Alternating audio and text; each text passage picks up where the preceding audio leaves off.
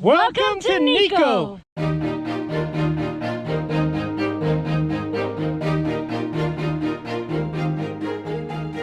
Located just 2 hours north of Tokyo, Nikko is famous for the Tosho-Gu Shrine housing Japan's first shogun. But there's so much more to do than just visiting its stunning temples. All right, we are here at Chuzenzi. We are going kayaking today on the lake up here in Nikko. It's supposed to be a beautiful paddle. Here we go! Time to warm up. Okay, looks like I'm ready to go. All set, paddles in the right place. We're off. Hi there. How you doing?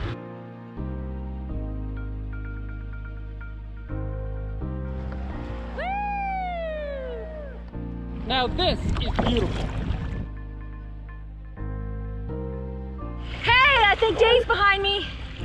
Yeah, hey. There he goes, he's passing me. Well, we had an absolutely great time here kayaking in Nikko, Japan. This lake is fantastic, and to do it with the fall colors, it is something to do.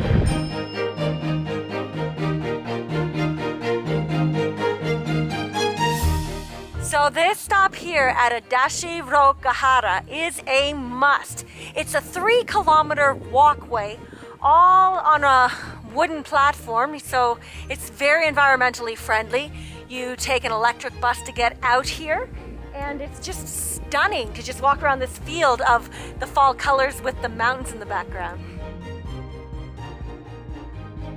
Come to the Kegon waterfall. There's a platform where you can see it from above, and then when you take the elevator down, you can see it from below.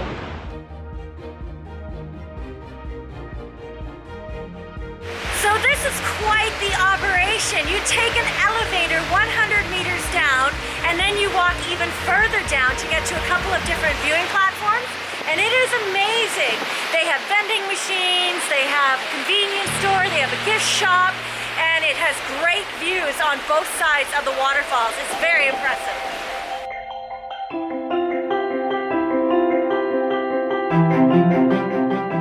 All right, we are going across the Shinkyo Bridge, and it costs 300 yen per person. It must be pretty special. So this bridge here actually represents the serpent that helped Shodo Shoni get over the river. He couldn't get to the mountain, so this serpent here, this is what it represents that helped him get over the river.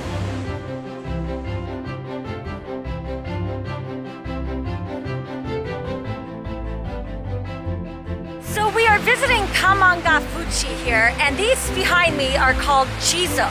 They were made by the monks to commemorate those who had passed, but actually the locals now look at them as spirits protecting the children. And red is a color to ward off evil spirits. So the locals, they have decorated them with the hat and the bib to keep away the spirits from the children. Okay, so they say that these Jizos are mysterious, that every time you count them, you get a different number. So I just counted another 45 statues. Now you get to witness me going back. If it's 45 again, then the little myth is not true. Let's see. Ready? 1, 2, 3, 4. 41, 42, 43, 44, 45, 46. It's not the same. I think the legend is true, because I was really careful to count them all the way there. Ho, ho, ho, ho!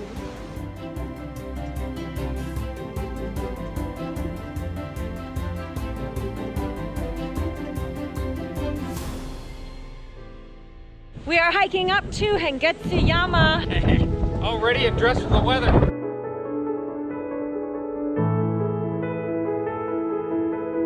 This is a very cool path. It's quite easy. It's only about, I think, 15 minutes to the top from the parking lot, and you get some spectacular views. It's a steep one.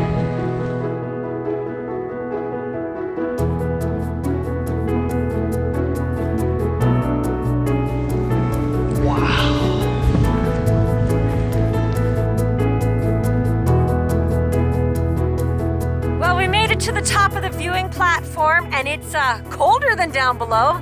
Dave's there working on his shot behind me. Say hello, Dave. Hello. He's trying to get the clouds moving. It's a nice little platform up here, and we have it all to ourselves, and we can see on either side. I have a feeling it's going to be a beautiful sunset.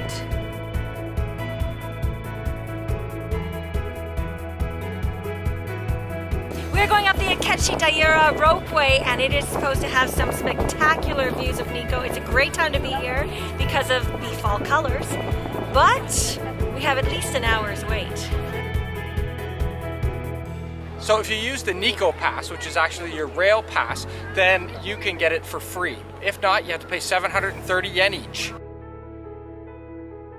Nearly there, just 2 minutes from here. Here we are, we're on the ropeway. It's high.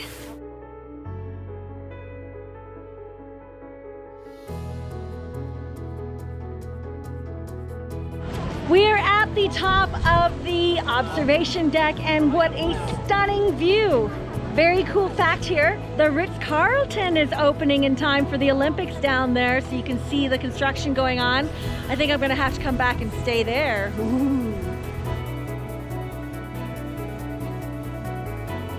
It's a long way down, which means it's a long way back up. Beautiful. Well, this is really an amazing day hike. I would suggest you take all day to walk through the gorge. It's just kilometers of trails weaving across the river, and it's just every scene is more and more beautiful.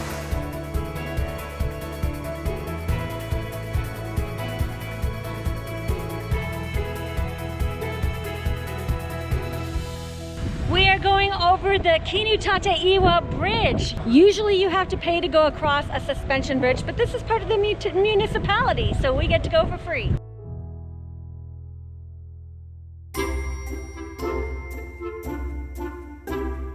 Well, shaved ice is a really popular dessert here in Japan, so we're gonna give it a try. It looks amazing. What's unique about getting shaved ice here in Nikko is that it comes from a natural source. So there's a lake that is nearby that freezes every winter, and it grows about 1 centimeter a day. When it gets to about 15 centimeters, then they know to cut it all into blocks. They take it out, put it in a storeroom so that it's stored so that you can use it all year round. So when you're getting shaved ice, you're getting natural shaved ice. All right, here we go. Chocolate and strawberry. Whoa, look at that, man. A work of art. Here we go, this is my first taste. Strawberry and chocolate. Oh man, that is heavenly. Oh, you gotta try this when you come to Japan. Oh wow, there's strawberry even in the middle. Inside. Just when you thought it couldn't get any better, I found some inside.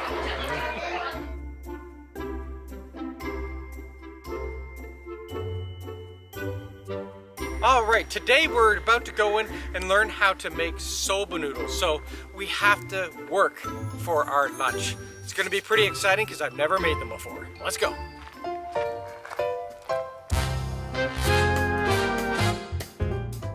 Kirifuri Camp is an excellent place to learn how to make soba noodles.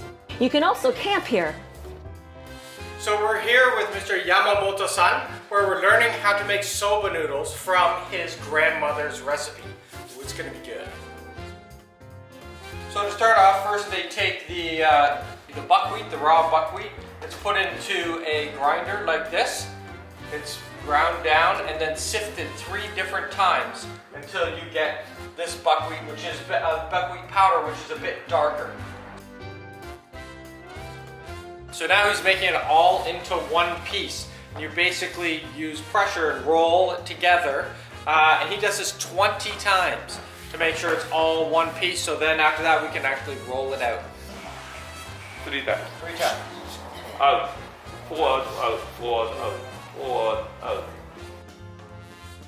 Yeah, so now we just took it, it's been spread out into a square so it's easy to cut, and then it's all folded in on itself. So we're not cutting a huge piece of noodle dough, we're actually cutting smaller ones.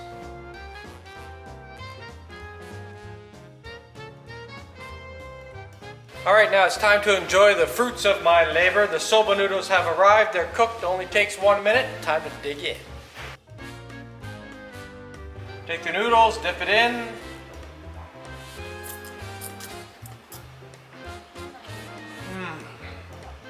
And enjoy the taste.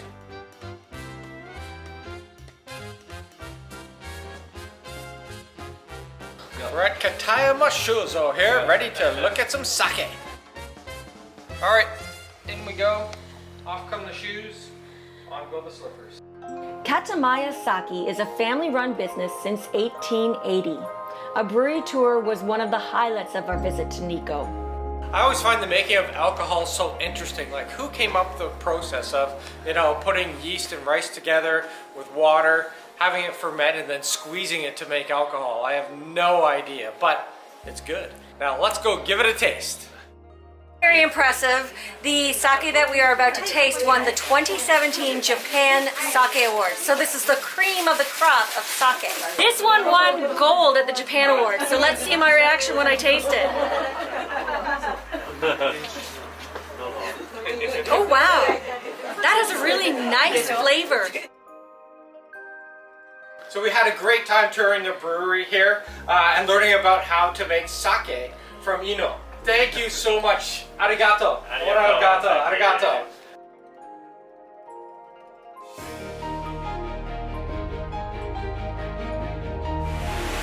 Well, we are at Ryuzu Falls, and Ryuzu means the head of the dragon, and I'm going to show you why it is called that right now. Can you see that rock? It looks like a dragon to me. How about you?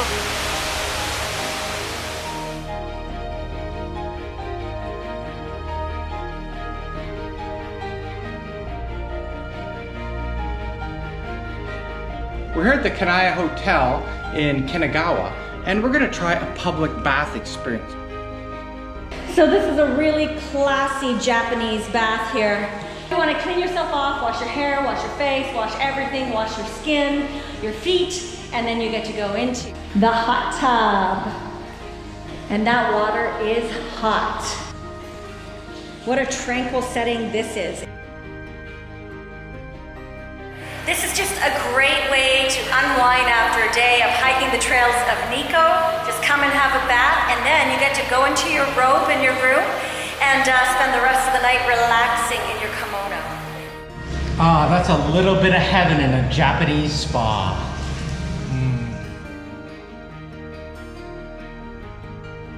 So when you come to Japan, you must do a Japanese public bath.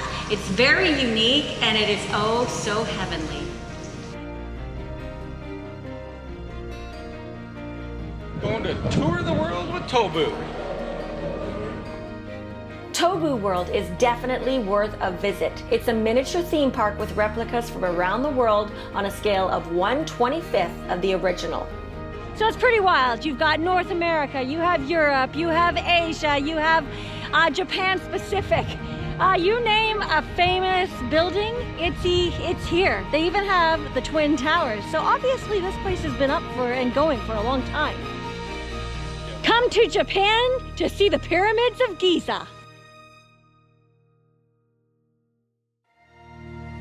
The Tosho-Gu Shrine is one of Japan's most important monuments, attracting millions of visitors. It dates back to the 1600s, and it is where Japan's first shogun was laid to rest. All right, so we're about to head up 207 steps to where the shogun of Tokugawa is buried.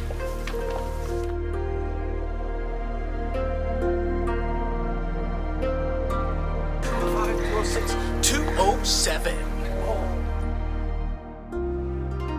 Behind me is the shrine where Lord Tokugawa was buried, and his grave has never been opened since 1607. Now the shrine has changed, it has been replaced from the wooden one, but his remains are still there.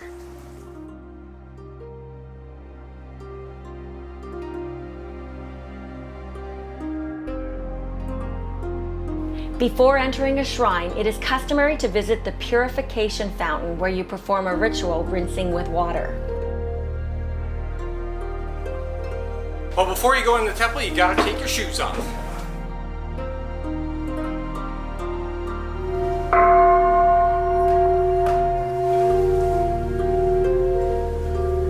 highlight of visiting the Tosho-Gu Shrine complex was our Zen experience at the Rinnoji Temple.